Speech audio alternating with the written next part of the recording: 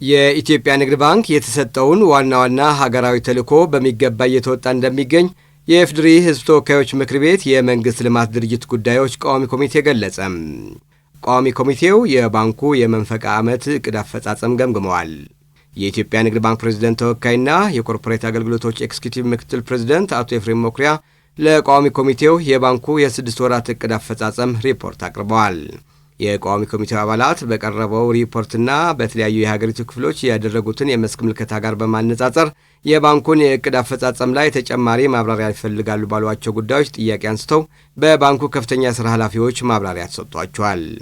የኢፌዴሪ የሕዝብ ተወካዮች ምክር ቤት የመንግስት ልማት ድርጅት ጉዳዮች ቋሚ ኮሚቴ ሰብሳቢ የተከበሩ አቶ መለስ መና በሪፖርት ግኝቱ ላይ ማጠቃለያ ባነሱት ሐሳብ ባንኩ መንግስት ያላሟላው የልማት ክፍተት መንግስትን ተክቶ የልማት ስራዎች እየሰራ ማህበራዊ ኃላፊነቱ እየተወጣ መሆኑ ቋሚ ኮሚቴው አድናቆት አለው ብለዋል።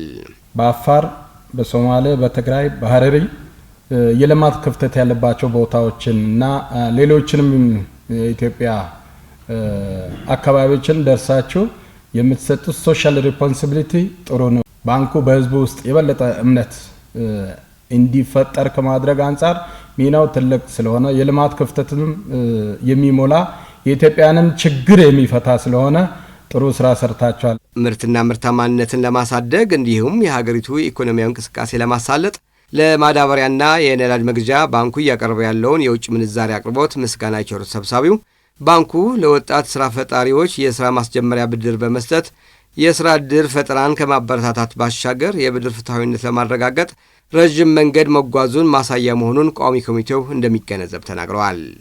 በጣም ወሳኙ ኢትዮጵያ ውስጥ ምርትና ምርታማነት ማደግ ካለበት ማዳበሪያ መምጣት አለበት።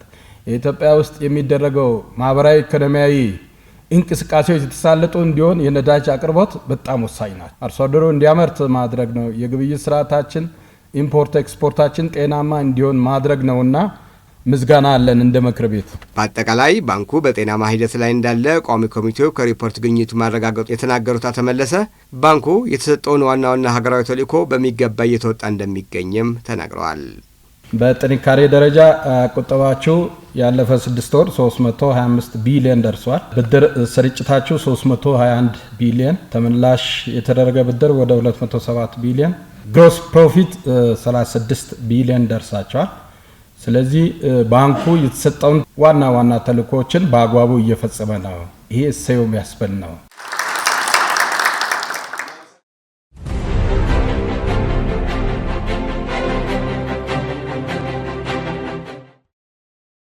የኢትዮጵያ ንግድ ባንክ በመጀመሪያው መንፈቅ ዓመት የላቀ አፈጻጸም በማስመዝገብ ያልተጣራ ትርፍ ከ36 ቢሊዮን ብር በላይ ማግኘቱን አስታውቋል። የኢትዮጵያ ንግድ ባንክ በፈረንጆቹ 2025-26 የግማሽ ዓመት አፈጻጸም ገምግሞ በተለያዩ መለኪያዎች የተሻለ አፈጻጸም አስመዝግቧል ያሉት የባንካችን ፕሬዝዳንት ተወካይና የኮርፖሬት አገልግሎቶች ኤግዚኪዩቲቭ ምክትል ፕሬዝዳንት አቶ ኤፍሬም መኩሪያ ናቸው። ባንኩ በርካታ እንቅስቃሴዎች ከማድረጉ ጋር ተገናኝቶ ገቢው እያደገ መጥቷል። በዚህ ምክንያት እንግዲህ ከኢንተረስት ኢንካም ወይም ከወለድ የምናገኘው ገቢ በጣም በእጅጉ ከፍ እያለ ሄዷል። ከኮሚሽንና ከቻርጅ የምናገኘውም ክፍያ እንደዚህ ጨምሯል። በተወሰነ መልኩ ደግሞ ባወጣናቸው ስትራቴጂዎች ወጪዎቻችንን ኮንቴን ለማድረግ የሄድንባቸው ርቀትም አቅም ፈጥረውልን ባንኩ በ6 ወር ውስጥ ወደ 36 ቢሊዮን የሚሆን የኢትዮጵያ ብር በፕሮፊት ደረጃ ወይም በትርፍ ደረጃ አስመዝግቧል። ባንካችን በያዝነው የበጀት ዓመት የመጀመሪያ መንፈቅ ዓመት ከ124 ቢሊዮን ብር በላይ አጠቃላይ ገቢ ማግኘቱም ተገልጿል። ገቢው የ6 ወሩን አፈጻጸም 107 በመቶ ያሳካ ሲሆን ከባለፈው ዓመት ተመሳሳይ ወቅት ጋር ሲነጻጸር የ56 በመቶ ብልጫ እንዳለውም ተነግሯል። በዚህም በበጀት ዓመቱ መጀመሪያ ባንካችን የነበረውን 1.6 ትሪሊዮን ብር አጠቃላይ ተቀማጭ በበጀት ዓመቱ አጋማሽ ወደ 2.02 ትሪሊዮን ብር ማሳደግ መቻሉንና 2.39 ቢሊዮን ዶላር የውጭ ምንዛሪ መሰብሰብ መቻሉን አቶ ኤፍሬም ገልጸዋል። የኢትዮጵያ ንግድ ባንክ የብድር ተደራሽነቱን በማሳደግ በግማሽ ዓመት አፈጻጸም ውስጥ 321 ቢሊዮን ብር ብድር የሰጠ ሲሆን ከዚህ ውስጥ ከ91 በመቶ በላይ ማለትም 293.9 ቢሊዮን ብር ለግሉ ዘርፍ የተሰጠ ብድር መሆኑንም በመጠቆም ለግሉ ዘርፍ ከፍተኛ ትኩረት መሰጠቱን አቶ ኤፍሬም አብራርተዋል። የኢትዮጵያ ንግድ ባንክ የዲጂታል ባንክ አገልግሎት የባንኩን አጠቃላይ የገንዘብ እንቅስቃሴ ከ87 በመቶ በላይ ድርሻ ሲይዝ ይህም ከ9.4 ትሪሊዮን ብር በላይ ገንዘብ ማንቀሳቀስ መቻሉን የኢትዮጵያ ንግድ ባንክ የስትራቴጂክ እቅድና ትራንስፎርሜሽን ምክትል ፕሬዝዳንት አቶ ጋዩ ገብረ ማርያም ባቀረቡት ሪፖርት ገልጸዋል። በበጀት ዓመቱ የተገኙ ስኬቶችን በማጠናከር እንዲሁም ጉድለቶችን በማሻሻል በቀረው ግማሽ ዓመት የበለጠ ውጤት ለማስመዝገብ ሁሉም ሊረባረብ እንደሚገባም ተገልጿል።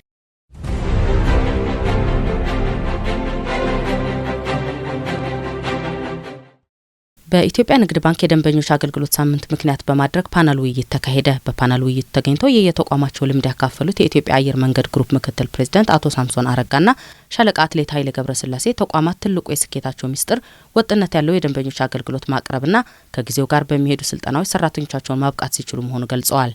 የኢትዮጵያ አየር መንገድ ግሩፕ ምክትል ፕሬዝዳንት አቶ ሳምሶን አረጋ በፓናሉ እንደገለጹት ለደንበኞች የሚቀርቡ አገልግሎቶች ወጥነትና ጥራታቸው የጠበቁ እንዲሆኑ ተቋማት ለሰራተኞቻቸው ተከታታይና ከጊዜው ጋር የሚራመድ የሰው ሀብት ልማት ስትራቴጂ ተግባራዊ ሊያደርጉ ይገባል።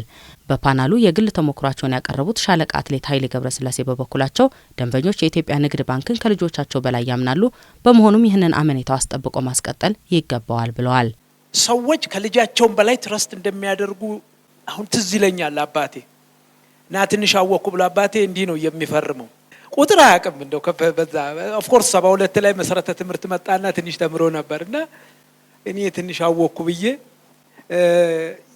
ገበያ ቆይተን ያችን ሳንቲም ሊያስገባት ሄደ።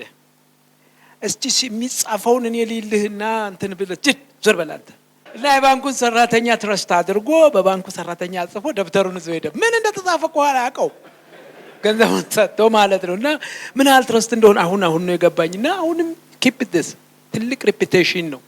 በመድረኩ የተለያዩ ሀሳቦች ተነስተውም ውይይት ተካሂዶባቸዋል።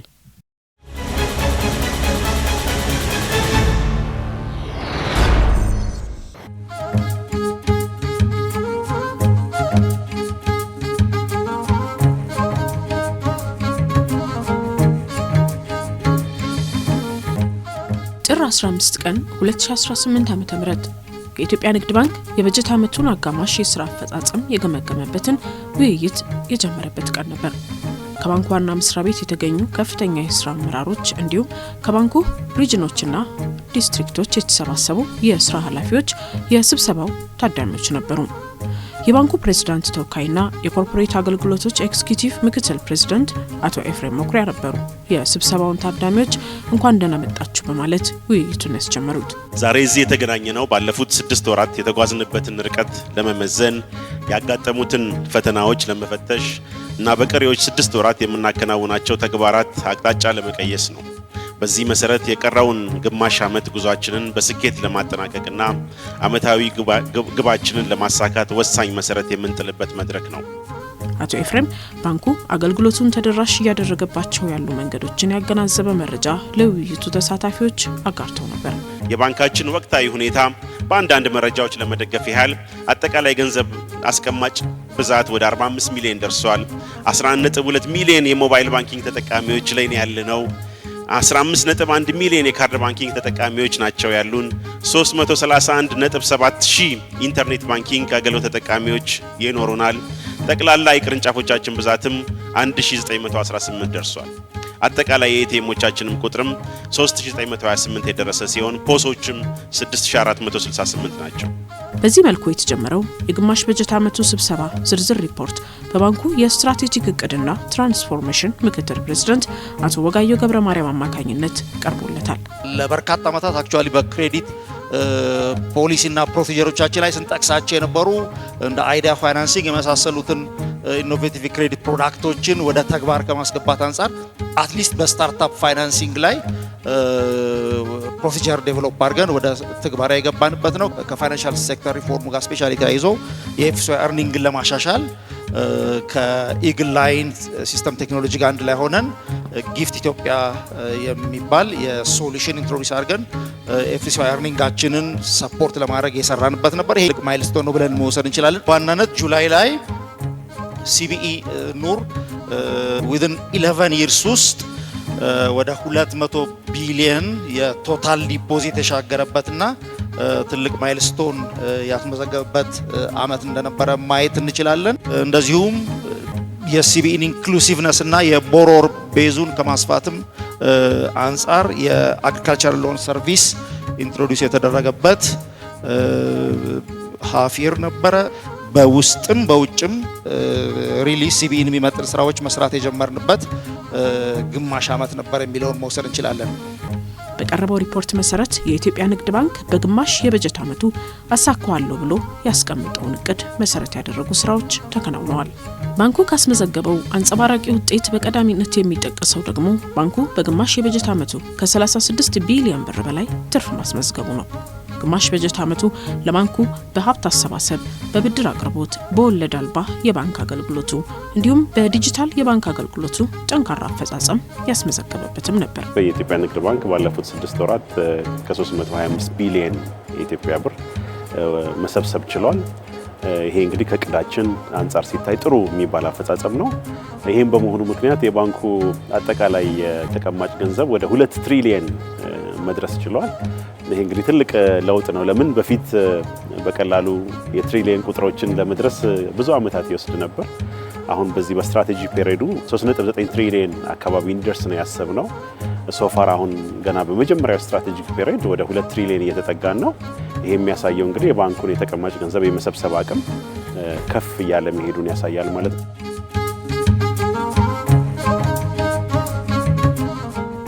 የወለድ አልባ አገልግሎትን በሚሰጥበት የሲቢኢ ኑር ዘርፍም ባንኩ ባለፉት 6 ወራት ስኬታማ አፈጻጸም ያስመዘገበበት መስክ ነው። ዘርፉ ባንኩ ላገኘው አጠቃላይ ገቢም ሆነ ትርፍ አይነተኛ ሚና ተጫውቷል። አቶ ኑሪ ሁሴን በኢትዮጵያ ንግድ ባንክ የሲቢኢ ኑር ምክትል ፕሬዝዳንት፣ የሲቢኢ ኑር ካቀዳቸው በ2025-26 ወይም ደግሞ በ2018 በጀት ዓመት ያቀደውን የሀብት ማሰባሰብ በተቀማጭ በተለይ በወለድ ነጻ ባንክ አገልግሎት የእቅዱን 113% ነው ያሳካው። ይሄ ማለት ሰበስባለሁ ብሎ ያቀደው 55 ቢሊዮን ወደ 63 ቢሊዮን ነው ማሰባሰብ የቻልነው በዚህ 6 ወር ብቻ። ይሄ ደግሞ ፐርፎርማንስ የሲቢኢ ኑርን አጠቃላይ ተቀማጭ ሀብትን ወደ 256 ቢሊዮን እንዲያልፍ ያደረገ ነው ማለት ነው። የዲጂታል አገልግሎትን መስጠት የባንኮች የአገልግሎት አሰጣጥ ዘርፍ አንዱ መገለጫና የመወዳደሪያ መስፈርት ከሆነ ሰነባብቷል። በኢትዮጵያ በባንኩ ዘርፍ ቀዳሚ የሆነው የኢትዮጵያ ንግድ ባንክ በዲጂታል ባንክ አገልግሎቱም ቀዳሚ በመሆን ለሌሎች ባንኮችም በአርአያነት የሚያስነሳው ነው። ባለፉት 6 ወራት ውስጥ በኢትዮጵያ በዲጂታል የክፍያ አማራጮች ከተከናወኑ የገንዘብ ክፍያና ዝውውር ከ87.9 በመቶ በላይ የሚሆነው የተከናወነው በኢትዮጵያ ንግድ ባንክ የዲጂታል የክፍያ አማራጮች በኩል ነው። አሁን በአገንዳ ሀገር እየተቀየረ ያለው የክፍያ ስርዓት እና የግንኙነት በአብዛኛው በዲጂታል መልኩ እየተደገፈ ሄዷል። እንግዲህ እንደምናውቀው የግብይት ስርዓታችን ይሄ በመሆኑ ምክንያት የኛ የዲጂታል ቻናሎች ከጊዜ ወደ ጊዜ በጣም በተጠቃሚዎች ዘንድ የበለጠ ጥቅም ላይ መዋል ችለዋል። ቻናሎቹ መኖሩ ብቻውን በቂ አይደለም። ደንበኞች የበለጠ ዩዝ ኬዝ ዲቨሎፕ እያደረግን በዛ ዲጂታል ቻናል ውስጥ መጠቀም ሲችሉ ነው የተሻለ ውጤት ማምጣት የሚቻለው። እንግዲህ የባንኩም አጠቃላይ ትራንዛክሽን በፊት በብራንች ይሰጥ የነበሩ ትራንዛክሽኖች በሂደት በዲጂታል አማካኝነት እየተሰጡ መምጣታቸው በጣም ትልቅ አቅም ፈጥሯል። ቅርንጫፎቻችን የሪሌሽንሺፕ ማዕከል ብቻ እና ለተለያየ አገልግሎት ብቻ እንጂ ለክፍያ ቅርንጫፍ መሄድ ደንበኞች ሳይጠበቅባቸው እጃቸው ላይ ባሉ ሞባይሎች፣ እጃቸው ላይ ባሉ ካርዶች አማካኝነት ክፍያ መፈጸም እንዲችሉ እድል ፈጥሯል ማለት ነው። ይሄ በ6 ወሩ ይሄንን ሞመንተም ማስጠበቅ ይሄ ዲጂታል ቻናሎች ላይ ያለንን የተጠቃሚ ቁጥር መጨመርና እንደዚሁም ደግሞ ትራንዛክሽኖቹ በሂደት መጨመር ማድረግ በዚህ በ6 ወር ውስጥ ጥሩ የሚባል አፈጻጸም ያመጣንበት ነው ማለት ይቻላል። አጠቃላይ የሲቢኢ ዘንድሮ የትራንዛክት ያደረጋቸው በገንዘብ ስንለካው የ6 ወሩ ብቻ ወደ 9.5 ትሪሊዮን ነው ትራንዛክት የተደረገው በሀገር ደረጃ ማለት ነው። ከዛ ውስጥ የ2.6 ትሪሊዮኑ በአይኤፍቢ ደንበኞች ትራንዛክት የተደረገ ገንዘብ ነው ማለት ነው። ይሄ የከፍተኛ የሆነ እምርታን ያሳየበት በሁሉም በካርድ ባንኪንግ፣ በሞባይል ባንኪንግ፣ በኢንተርኔት ባንኪንግ፣ በሲቢኢ ብር እንደዚሁም መርቻንት በፐርፎርማንሳቸው በሁሉም ፓራሜትር ከ100% በላይ አፈጻጸም ነው የነበረው።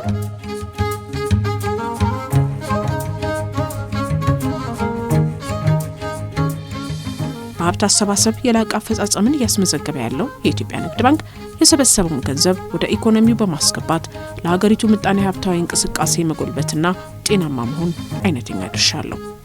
ይህን ከሚያደርግበት መንገድ ዋነኛው ደግሞ የብድር አገልግሎቱ ነው። ባንኩ በብድር አገልግሎቱ በተለይም ለግሉ ዘርፍ ልዩ ትኩረት ሰጥቶ የሰራበት ወቅት ነበር ያለፈው ግማሽ የበጀት ዓመት። ባለፈው 6 ወር አጠቃላይ ወደ ኢኮኖሚው ያስገባነው በብድር መልክ ያለው የገንዘብ አቅርቦት በጣም አድጓል። በፊት ስንሄድበት ከነበረው አፈጻጸም አንፃር በጣም የተሻለ አፈጻጸም የነበረ ነው። ይሄ እንግዲህ ብዙ መሰብሰባችን እንደገና ደግሞ የብድር ኳሊቲያችን የብድር አሰባሰብ አቅማችንም መጨመሩ ምክንያት መልሰን ወደ ኢኮኖሚው የምናቀርበው ብድር መጨመር ከእቅዱ አንፃር በጣም ጥሩ የሚባል አፈጻጸም የነበረን ነው። ይሄ ብቻ ሳይሆን በፊት አብዛኛው ብድር የምንሰጥ የነበረው ለመንግስት ተቋማት ወይም ለፐብሊክ ተቋማት ወይም በመንግስት ይዞታ ስር ላሉ ተቋማት ብቻ ነበር የምናበድረው። አብዛኛው ብድር ወደዛ ይሄድ ነበር። እንደሚታወቀው በቅርብ በባንኩ በተደረጉ ለውጦች ይሄንን አይነት የስትራክቸር ቼንጅ ያደርገናል። ወደ ፕራይቬት ሴክተር ወይም ወደ ግል ክፍለ ኢኮኖሚ የምናበድረው ገንዘብ መጠን በጣም እንዲያድግ አስችሏል። ይሄ እንግዲህ የበለጠ ወደ ኢኮኖሚ ወደ ግል ክፍለ ኢኮኖሚ የምናቀርበው ገንዘብ መጨመሩ የግል ክፍለ ኢኮኖሚ እንዲነቃቃ የተሻለ ፐርፎርም እንዲያደርግ እድል ፈጥሯል። ይሄ ገጽታ መቀየሩ በ6 ወር ውስጥ ሌላው ጥሩ ብለን የምንጠቅሰው አፈጻጸም ነው። የሰበሰብነው ሪሶርስ ደግሞ መልሰን ለኢኮኖሚ ኢንጀክት ማድረግ ነው፣ በብድር መልክ ማለት ነው። ይሄ በሸሪዓው መሰረት በፋይናንሲንግ ለማህበረሰቡ በሁሉም ሪጅን በሁሉም ዲስትሪክት ከዚህ በፊት ከነበረው በላይ እቅዳችንን ከፍ አድርገን ማህበረሰቡ ጋር ለመድረስም ከፍተኛ ስራን እየሰራ ነው።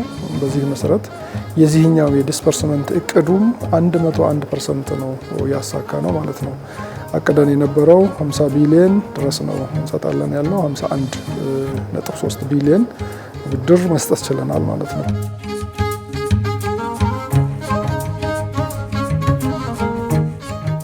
የውጭ ምንዛሬ ግኝትን ማሳደግ ሌላው የኢትዮጵያ ንግድ ባንክ ያለበት ሀገራዊ ኃላፊነት ነው። በዚህ ዘርፍም ባንኩ ያሳለፈው ጊዜ የስኬት ጉዞ ሆኖ ተመዝግቧል። ባለፉት 6 ወራት ጥሩ የሚባል የፎሪን ከረንሲ ጀነሬት የማድረግ አቅም ነበረን። ከበፊቱ ዓመታት በጣም የተሻለ የፎሪን ከረንሲ ማሰባሰብ አቅም ነበረን። እንግዲህ ከ2.1 ቢሊዮን የአሜሪካ ዶላር በላይ መሰብሰብ ችለናል።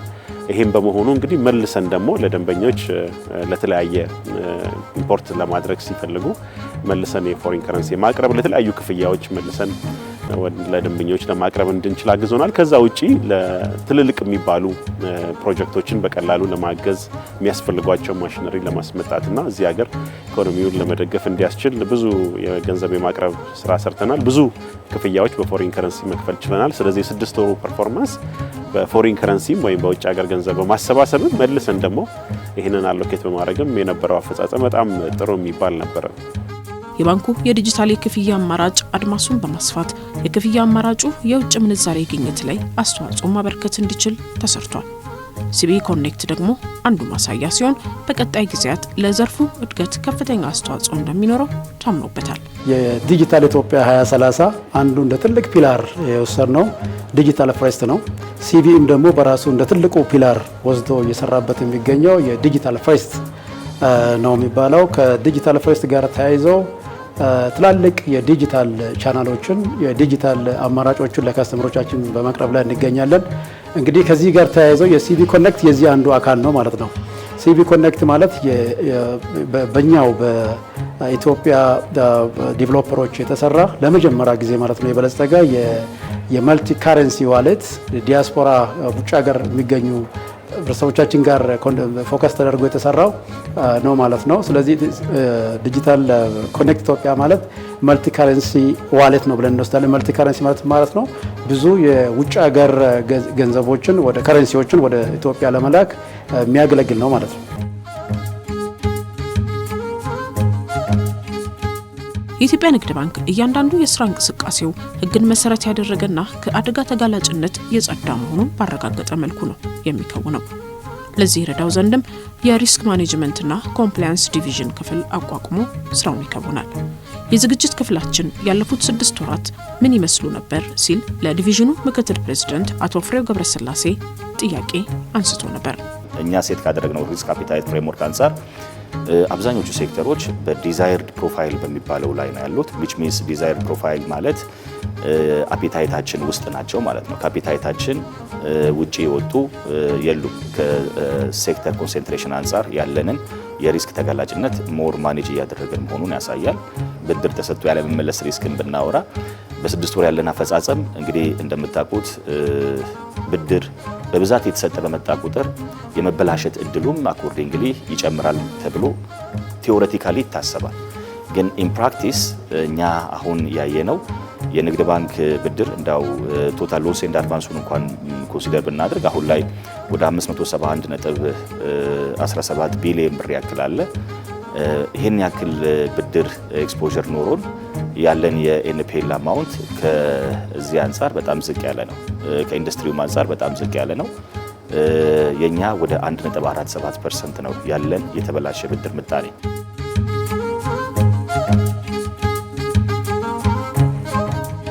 በውይይት መድረኩ ላይ የበጀት ዓመቱን በስኬት ለማጠናቀቅ ይረዳ ዘንድ የተለያዩ ሀሳቦች ተነስተው ውይይት ተደርጎባቸዋል። ሪጅኖችና ዲስትሪክቶች ቀሪ የቤት ስራቸውን በስኬት ለማጠናቀቅ ያግዛቸው ዘንድ የሀሳብ ልውውጥ ያደረጉበትም ነበር ውይይቱ።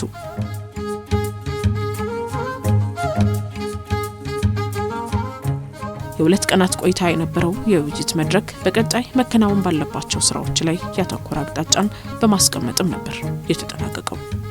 በ6 ወር እቅዳችን እንግዲህ ከፊታችን ትልቅ እቅድ ነው ያለን። እቅዳችን ምንድነው? ሪጅናችን አዲስ የተዋቀረ ነው። ሪጅናችንን በደንብ በማዋቀር ዲስትሪክቶቻችንን በማገዝ እና የባንኩን አገልግሎት በፊት ሴንተር ላይ በሚሰጠውን በሪጅን ላይ ተደራሽ በማድረግ የተሻለ አገልግሎት ለደንበኞች ሰጠን የተሻለ አፈጻጸም ለማስመዝገብ ሁላችንም እንግዲህ ተረባርበን ለመስራት 6 ወር ተረባርበን ለመስራት በዝግጅት ላይ ነን ማለት ነው። በቀሪው 6 ወር ደግሞ ትኩረት የሚፈልጉ ጉዳዮች ምን እንደሆኑ ለይተናል። አንደኛው ትኩረት አድርገን ለመስራት አቅጣጫ ያስቀምጥነው የተቀማጭ ገንዘብ እድገቱ አሁን 6 ወሩን በሄድንበት መጠን ልክ እንደገና ተሻሽሎ ከፍ ማለት መቻል አለበት። በእቅዱ መሰረት አመቱ ሲያልቅ ያለምንም ክፍተት እንዲሞላ ለማድረግ አቅጣጫ አስቀምጠናል። ከዛ ውጪ በፎሪን ከረንሲ ረገድ ብዙ የፎሪን ከረንሲ ፍላጎት አለ ኢትዮጵያ ውስጥ። ስለዚህ የፎሪን ከረንሲ አቅርቦትን የበለጠ ከፍ ለማድረግ እንዲቻል ኤክስፖርት ላይ ኤክስፖርተሮችን ፕሮሞት በማድረግ ለኤክስፖርተሮች ምቹ ሁኔታዎችን በመፍጠር ብዙ ፎሪን ከረንሲ እንዲመጣ ለማድረግ ከሬሚታንስ የምናገኘውም ገንዘብም እንደዛው እየተሻሻለ እንዲሄድ በ6 ወር ውስጥ መሰራት እንዳለበት ለይተናል። ከዛ ውጭ የከስተመር አገልግሎታችን ወይም የደንበኛ አገልግሎትን በይበልጥ ለማሻሻል በዚህ በ6 ወር ውስጥ ትኩረት አድርገን የምንሰራበት እንዲሆንም አቅጣጫ አስቀምጠናል። ስለዚህ የደንበኛ አገልግሎቱን በደንብ ለማሻሻል ከሌላው ጊዜ በተለየ መልኩ በዚህ በ6 ወር ውስጥ ትኩረት ሰጥተን እንድንሰራ አቅጣጫ አስቀምጠናል።